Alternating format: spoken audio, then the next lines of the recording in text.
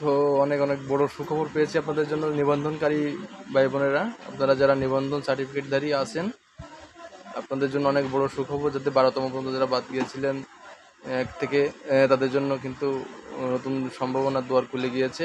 বিশেষ গণবিজ্ঞপ্তির মাধ্যমে আপনাদের নিবন্ধনধারীদেরকে নিয়োগ দেওয়া হবে খুব দ্রুত, খুব তাড়াতাড়ি বিশেষ গণবিজ্ঞপ্তি প্রকাশিত হবে।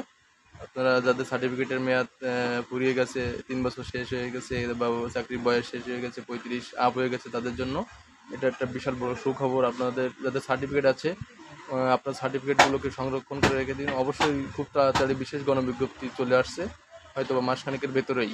তো নো টেনশন, আপনাদের জন্য কিন্তু খুব ভালো একটা সুসংবাদ। আপনারা কিন্তু চাকরি পেতে যাচ্ছেন।